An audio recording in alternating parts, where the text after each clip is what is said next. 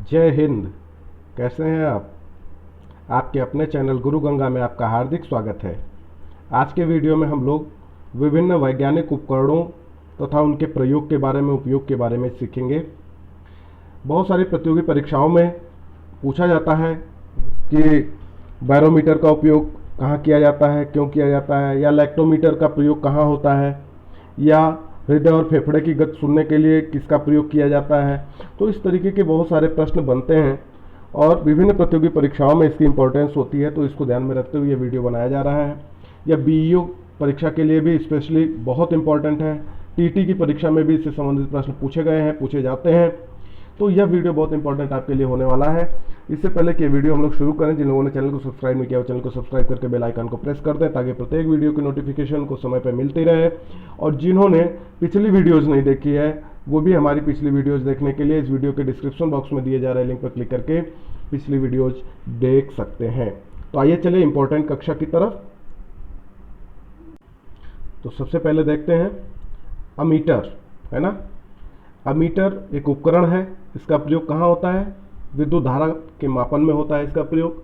यह एक प्रकार का ऐसा वैज्ञानिक यंत्र है जिसका जो ये दर्शाता है कि विद्युत सर्किट में विद्युत की कितनी एम्पियर धारा प्रवाहित हो रही है ना। तो ये विद्युत धारा को मापन करने में भी इसका उपयोग होता ही है। अल्टीमीटर, अल्टीमीटर के बारे में जान लीजिए। यह उड़ते हुए विमान की ऊंचाई मापने में इसका प्रयोग किया जाता है। ऐसा वैज्ञानिक यंत्र है जिसका किसी नियत स्तर से ऊपर की वस्तु की ऊंचाई सूचित करने के लिए इसका प्रयोग आप कर सकते हैं, करते हैं, है ना। तो ऑडियोमीटर, ऑडियोमीटर का प्रयोग ध्वनि की तीव्रता मापने में किया जाता है। ऑडियोमीटर का प्रयोग ध्वनि की तीव्रता मापने में किया जाता है। बैरोमीटर बहुत इंपॉर्टेंट है, कई बार परीक्षाओं में पूछा गया है, तो आप इसको ध्यान से देख लीजिए। जो वायुमंडलीय दाब होता है उसको मापने में बैरोमीटर का प्रयोग किया जाता है ना। इसे वायु दाब लेखी यंत्र भी कहा जाता है। क्या कहा जाता है? वायु दाब लेखी यंत्र बैरोमीटर को कहा जाता है। इसको बैरोग्राफ भी कहा जाता है। क्या कहा जाता है? बैरोग्राफ। आप देख लीजिए, यह लिखा हुआ भी अगर मिलता है तो भी मतलब यही होगा, बैरोग्राफ अगर लिखा है तो बैरोमीटर ही समझिए, ठीक है। नेक्स्ट देख लेते हैं। अगला वैज्ञानिक उपकरण क्या है जो परीक्षाओं में पूछा जा रहा है, बहुत इंपॉर्टेंट है, फेदोमीटर, है ना। फेदोमीटर क्या है? यह समुद्र की गहराई को मापने में इसका प्रयोग किया जाता है, फेदोमीटर का, है ना। तो स्क्रू गेज, स्क्रू गेज का नाम आपने सुना होगा, है ना। बारीक तारों के व्यास को मापने के लिए इसका प्रयोग किया जाता है। जो पतले पतले तार होते हैं उनका व्यास मापना है तो इसके लिए स्क्रू गेज ही अच्छा उपकरण होता है जिसके माध्यम से उसके व्यास का मापन कर पाते हैं। रडार, रडार का नाम आपने सुना ही होगा, बार बार बात होती है इसकी, है ना। जो मिसाइल होते हैं, वायुयान हैं, उनकी स्थिति को जानने के लिए, उनकी संसूचना के लिए रडार का उपयोग हम करते हैं। हाइड्रोमीटर, द्रवों का आपेक्षिक घनत्व मापने में हाइड्रोमीटर का प्रयोग किया जाता है। यह वैज्ञानिक उपकरण है ना। इससे द्रवों का आपेक्षिक घनत्व मापा जाता है। डायनमोमीटर, है ना। डायनमोमीटर का काम क्या है? यह इंजन द्वारा उत्पन्न की गई शक्ति का मापन करता है। साइक्रोमीटर, साइक्रोमीटर क्या करता है? आर्द्रता मापन में सहायक होता है। यह उपकरण है जो आर्द्रता मापन में सहायता करता है। अगला देख लीजिए, सेक्सटेंट। आपने इसका नाम शायद सुना हो। सेक्सटेंट क्या है? यह किसी ऊंचाई को नापने में काम आने वाला उपकरण है। किसी ऊंचाई का मापन करने से मतलब यह है कि जैसे कोई मीनार है जो बड़ी, बहुत ज़्यादा ऊंचाई वाली कोई इमारत है, उसका मापन आपको करना है तो इस उपकरण का प्रयोग करते हैं जिसको आप कहते हैं सेक्सटेंट, है ना। हाइग्रोमीटर, ध्यान से देखिए, ये हाइग्रोमीटर, है ना। अब वायुमंडल की आर्द्रता मापने में हम हाइग्रोमीटर का प्रयोग करते हैं। रेन गेज, वर्षा का मापन करने में हम रेन गेज का प्रयोग करते हैं। जैसे आप सुनते हैं कि आज इतने मिलीमीटर बरसात हुई, है ना, या यहाँ पे इतने सेंटीमीटर या इतने मिलीमीटर की बारिश होने की संभावना है, या हुई तो कितनी हुई, तो उसका मापन करते हैं, तो रेन गेज से ही करते हैं। पायरोमीटर, पायरोमीटर ऐसा यंत्र है जो अत्यंत उच्च ताप मापने में सहायक होता है। थर्मोस्टेट, थर्मोस्टेट के बारे में आप जान लीजिए। जैसे मान लीजिए कि कोई वस्तु है, उसका ताप आपको स्थिर रखना है तो उसके लिए थर्मोस्टेट का हम प्रयोग करते हैं। जैसे कभी कभी आप देखते होंगे जो डेयरी उद्योग से संबंधित लोग हैं, जहाँ पे दूध वगैरह रखा जाता है ना, तो उसको एक निश्चित तापमान पे बनाए रखने के लिए हम थर्मोस्टेट का प्रयोग करते हैं, है ना। पोटोमीटर, पोटोमीटर का प्रयोग पौधों में वाष्पोत्सर्जन दर मापने में किया जाता है। टाइकोमीटर, टाइकोमीटर क्या है? वायुयानों तथा मोटर नाव की गति मापने में टाइकोमीटर का प्रयोग किया जाता है ना। सोनार तकनीक, ये एक टेक्नोलॉजी है सोनार। इसके माध्यम से क्या होता है वह जान लीजिए। जल के अंदर संचार करने तथा जल के अंदर या सतह पर वस्तुओं का पता करने के लिए इस टेक्नोलॉजी का प्रयोग किया जाता है, जिसे हम क्या कहते हैं? सोनार। क्या कहते हैं? सोनार। ये टेक्नोलॉजी है, ये उपकरण की बात नहीं है। आगे देख लीजिए। लैक्टोमीटर, लैक्टोमीटर का जो प्रयोग होता है वो दूध की शुद्धता मापने में होता है। दूध में शुद्धता की मात्रा कितनी है यह आपको जानना है, तो आपको लैक्टोमीटर का प्रयोग करना होता है। लैक्टोमीटर बताता है कि दूध में शुद्धता का स्तर क्या है। थर्मामीटर, ये तो आप जानते ही हैं, बुखार मापने में या शरीर के तापमान को मापने के लिए हम थर्मामीटर का प्रयोग करते हैं। आप में से ज़्यादातर लोग इसका उपयोग कर चुके हैं, है ना। सिस्मोग्राफ, ये कई बार पूछा जा चुका है, सिस्मोग्राफ क्या है? तो भूकंप की तीव्रता मापने में सिस्मोग्राफ का प्रयोग किया जाता है। रिक्टर पैमाने पर भूकंप की तीव्रता मापा जाता है, तो वो पैमाना है, पर जो यंत्र है वह यंत्र है सिस्मोग्राफ, है ना। सिस्मोग्राफ के द्वारा ही हम भूकंप की तीव्रता का मापन करते हैं कि भूकंप की तीव्रता कितनी थी। वेंचुरीमीटर, वेंचुरीमीटर के बारे में जान लेते हैं। द्रवों के प्रवाह की गति मापने के लिए हम वेंचुरीमीटर का प्रयोग करते हैं। सेक्रोमीटर, सेक्रोमीटर भी एक वैज्ञानिक उपकरण है। यह शर्करा की सांद्रता मापता है। शर्करा की सांद्रता मापने में हम सेक्रोमीटर का प्रयोग करते हैं। तो बहुत इंपॉर्टेंट है ये, परीक्षाओं में बार बार पूछा जाता है, तो इसको आप ध्यान से देख लीजिए। एक बार, दो बार, तीन बार आप जरूर वीडियो को शुरू से आखिरी तक देखें, उसके बाद ही आप इसको पॉज करके नोट करेंगे तो आपको ज़्यादा आसानी से बातें समझ में आएंगी। और ये इतना इंपॉर्टेंट वीडियो है कि ये जीके में भी पूछा जा सकता है, पर्यावरण में भी पूछा जा सकता है, और अन्य बहुत सारे जो विषय हैं, बहुत सारी प्रतियोगी परीक्षाएं, उनमें भी इसको पूछा जाता है, तो आप ध्यान से देखेंगे। एनीमोमीटर, एनीमोमीटर का प्रयोग कहाँ होता है? तो ये वायु वेग मापी यंत्र है। इसके माध्यम से हम वायु के वेग का मापन करते हैं, है ना। कहते हैं ना कि वायु का वेग क्या है, तो बताने के लिए हम एनीमोमीटर का ही प्रयोग कर लेते हैं। बाइनोक्यूलर, दूरस्थ वस्तुओं को देखने में इसका प्रयोग किया जाता है ना। बाइनोक्यूलर का प्रयोग क्यों किया जाता है, किसके लिए किया जाता है? दूरस्थ वस्तुओं को देखने में इसका प्रयोग किया जाता है। अगला देख लीजिए, क्रेस्कोग्राफ। क्रेस्कोग्राफ, यह पौधों में जो वृद्धि होती है उसका मापन करने में क्रेस्कोग्राफ का हम प्रयोग करते हैं। डीप सर्किल, किसी स्थान के नति कोण को मापने में हम डीप सर्किल का प्रयोग करते हैं। बहुत इंपॉर्टेंट है, किसी स्थान के नति कोण को मापने में किसका प्रयोग किया जाता है? डीप सर्किल उपकरण का प्रयोग किया जाता है। गैल्वेनोमीटर, नाम आपने सुना होगा। अल्प परिमाण की विद्युत धारा को मापने में हम गैल्वेनोमीटर का प्रयोग करते हैं, ठीक ना। ये वैज्ञानिक यंत्र है। आगे देख लेते हैं। मैनोमीटर, मैनोमीटर क्या है? तो मैनोमीटर द्रव या गैस का दाब मापने में हम इसका उपयोग करते हैं। यह द्रव या गैस का दाब मापने का यंत्र है मैनोमीटर। ओडोमीटर क्या है? गाड़ी द्वारा तय की गई दूरी का मापन करने के लिए ओडोमीटर का प्रयोग किया जाता है। किसका प्रयोग? ओडोमीटर का प्रयोग किया जाता है। देखिए सब मीटर मीटर है, इसलिए बहुत ध्यान से आप देख लीजिए, थोड़ा थोड़ा अंतर है। फोटोमीटर की बात कर लेते हैं, इसको प्रकाशमापी भी कहा जाता है ना। इस यंत्र के द्वारा दीप्ति शक्ति का मापन किया जाता है। किसका? दीप्ति शक्ति का मापन हम फोटोमीटर के माध्यम से करते हैं, इसको प्रकाशमापी भी कहा जाता है। अगला देख लीजिए, स्फिग्मोमैनोमीटर, है ना। स्फिग्मोमैनोमीटर, इसका प्रयोग कब होता है? तो इस यंत्र का उपयोग धमनी में रक्तदाब का मापन करने के लिए किया जाता है। धमनी में रक्तदाब का मापन करने के लिए किसका प्रयोग होता है? स्फिग्मोमैनोमीटर का प्रयोग होता है। बहुत इंपॉर्टेंट है, यह भी कई बार पूछा जा चुका है, तो इसको आप ध्यान से देखेंगे। आगे देख लीजिए, स्टेथोस्कोप। स्टेथोस्कोप आपने आला का नाम तो सुना ही है ना। तो इसका प्रयोग कहाँ होता है? हृदय और फेफड़े की गति सुनने में होता है ना। हृदय और फेफड़े की गति सुनने में इस यंत्र का उपयोग किया जाता है, स्टेथोस्कोप का। एक्सीलरोमीटर, एक्सीलरोमीटर वाहन के चाल की वृद्धि दर मापने में हम एक्सीलरोमीटर यंत्र का प्रयोग करते हैं, इस वैज्ञानिक उपकरण का प्रयोग करते हैं। आगे देख लीजिए, एरोमीटर, गैसों का भार व घनत्व मापने में हम एरोमीटर का प्रयोग करते हैं। किसका प्रयोग करते हैं?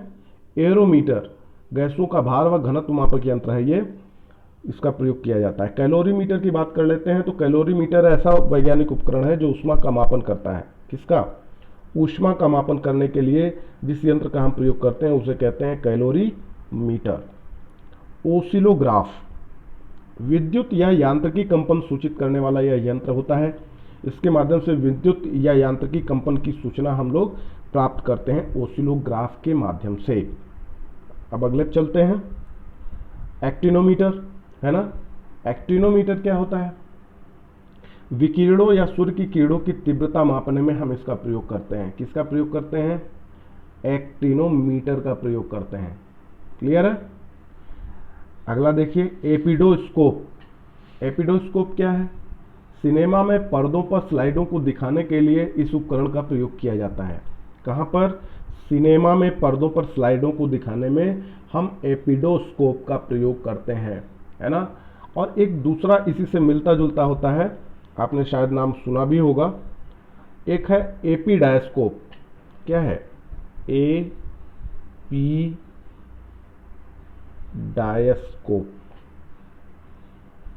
है ना।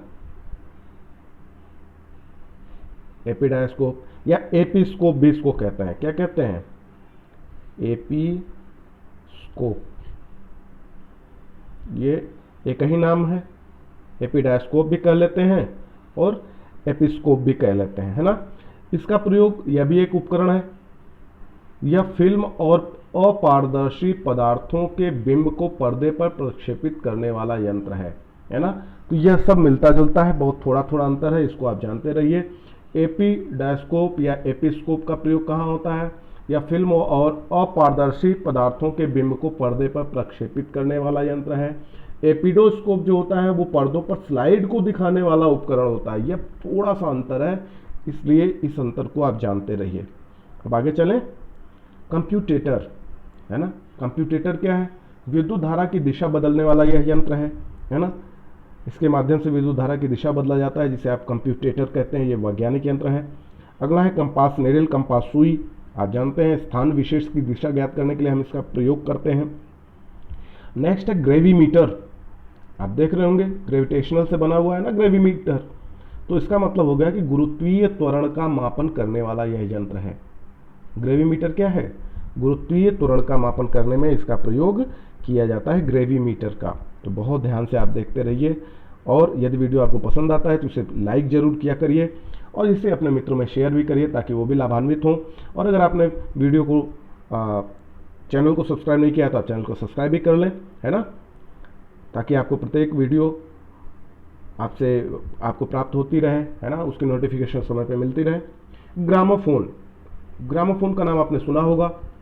यह क्या करता है? रिकॉर्ड पर अंकित ध्वनि को पुनः सुनाने वाला यह यंत्र है। ग्रामोफोन का उपयोग बहुत पहले हुआ करता था, जब हमारे पास टेप रिकॉर्डर वगैरह नहीं हुआ करते थे, है ना। तो रिकॉर्ड पर हम गाना सुना करते, ग्रामोफोन पे ही गाना सुना करते थे।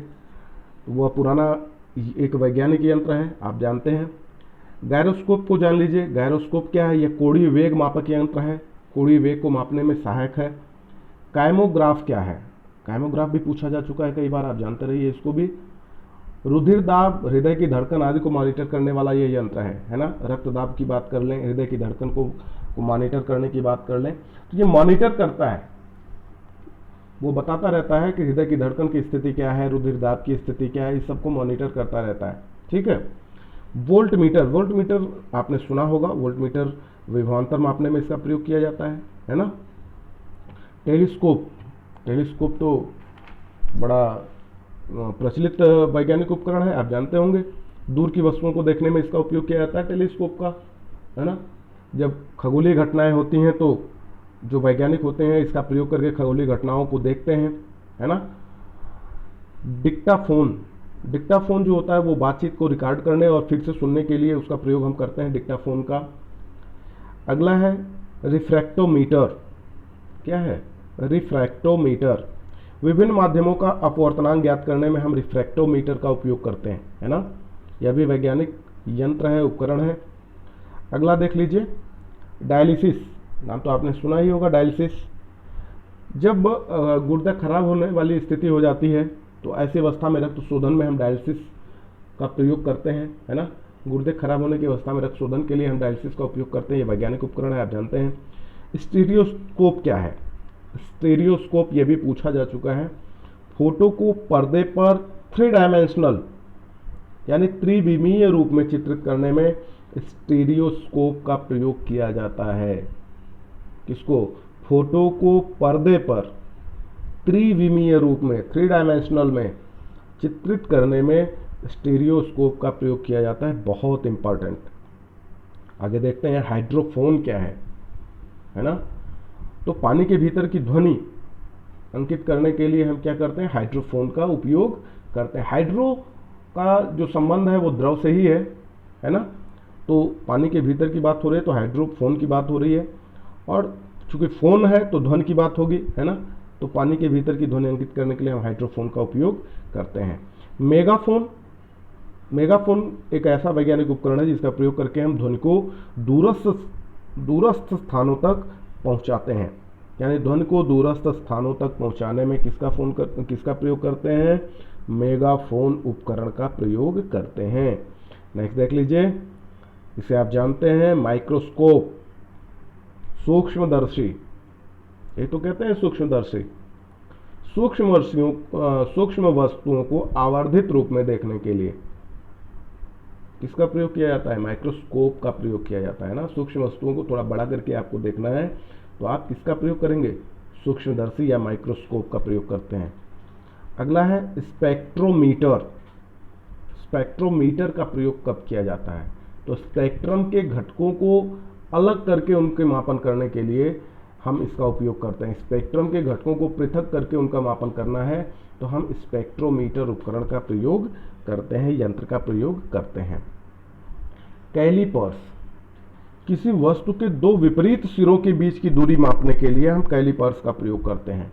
या अगर हमें उसका आंतरिक या बाह्य व्यास मापना है, उस वस्तु का आंतरिक व्यास, है ना, या फिर उसका बाह्य व्यास का मापन भी करना है तो भी हम कैलिपर्स का उपयोग करते हैं। कैलिपर्स भी बहुत इंपॉर्टेंट यंत्र हैं, आप जानते होंगे।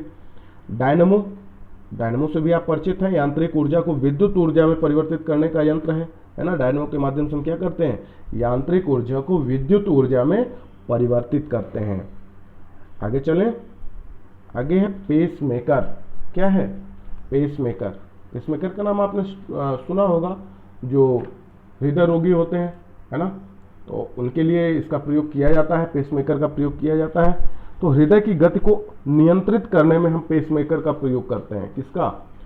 जैसे हृदय गति अधिक हो जाए या कम हो जाए तो इसे सामान्य अवस्था में लाने के लिए हम इसका उपयोग करते हैं। किसका? पेसमेकर का उपयोग करते हैं। ठीक है। नेक्स्ट है कंप्यूटेड टोमोग्राफी स्कैन। ये देख लीजिए, कंप्यूटेड टोमोग्राफी स्कैन, जिसको आप कहते हैं सीटी स्कैन। सीटी स्कैन का फुल फॉर्म है कंप्यूटेड टोमोग्राफी स्कैन। इसका प्रयोग कब होता है सीटी स्कैन का? जी हाँ, संपूर्ण शरीर में किसी असामान्यता या विकृति का पता लगाने के लिए हम इसका प्रयोग करते हैं, है ना। कहीं कोई असामान्य स्थिति उत्पन्न हो रही है, कोई विकृति हो रही है, तो उसका पता लगाने के लिए हम क्या करते हैं? सीटी स्कैन कराते हैं। तो सीटी स्कैन एक मशीन होती है और उसके माध्यम से ही हम इस विकृति का या असामान्यता का पता लगाते हैं। शरीर में कहीं भी ये स्थिति उत्पन्न होती है तो उसकी जानकारी हमको मिल जाती है। आगे देख लेते हैं, बहुत इंपॉर्टेंट है इलेक्ट्रोकार्डियोग्राम, ईसीजी। आपने इसका नाम सुना होगा, शायद फुल फॉर्म से आप परिचित ना हो, पर ईसीजी के नाम से आप परिचित होंगे, है ना। तो ईसीजी का उपयोग कब होता है? हृदय संबंधी असामान्यताओं का पता लगाने के लिए हम ईसीजी करते हैं। जैसे किसी व्यक्ति को यह आशंका हो जाए कि हार्ट अटैक आया है ना, या डॉक्टर को अगर लगता है कि हृदय संबंधी कुछ समस्या उत्पन्न हो रही है तो वो क्या करता है? ईसीजी करने को कहता है ना। तो ईसीजी है क्या? इलेक्ट्रोकार्डियोग्राम इसका फुल फॉर्म इसके माध्यम से हृदय संबंधी असामान्यताओं का पता लगाया जाता है ना। नेक्स्ट है इलेक्ट्रोइंसेफेलोग्राफ, EEG। क्या है? इलेक्ट्रो इंसेफेलोग्राफ, EEG, है ना। इसका नाम शायद आपने सुना हो। इसका प्रयोग कहाँ होता है? इसका प्रयोग भी मस्तिष्क की विकृतियों का पता लगाने के लिए किया जाता है। किसका? मस्तिष्क में अगर कोई समस्या उत्पन्न हो जाती है, कोई दिक्कत होती है, तो डॉक्टर EEG करने को कहते हैं, EEG करने को कहते हैं, इलेक्ट्रोइंसेफेलोग्राफ टेस्ट की बात करते हैं, जिसके माध्यम से मस्तिष्क की विकृतियों का पता लगाया जा सकता है। ठीक है, तो यह भी एक उपकरण है, वैज्ञानिक उपकरण है, इसका नाम भी आपने सुना होगा शायद। ऑटो एनालाइजर, है ना। ऑटो एनालाइजर क्या है? ग्लूकोज, यूरिया, कोलेस्ट्रॉल आदि की जांच के लिए हम इसका प्रयोग करते हैं। शरीर के अंदर जब कई बार समस्याएं उत्पन्न होती है, आप डॉक्टर्स के पास जाते हैं, तो आपके शरीर में ग्लूकोज की क्या मात्रा है, यूरिया की मात्रा क्या है, कोलेस्ट्रॉल की स्थिति क्या है, इन सारी चीज़ों की जांच करने के लिए आपको बोलते हैं।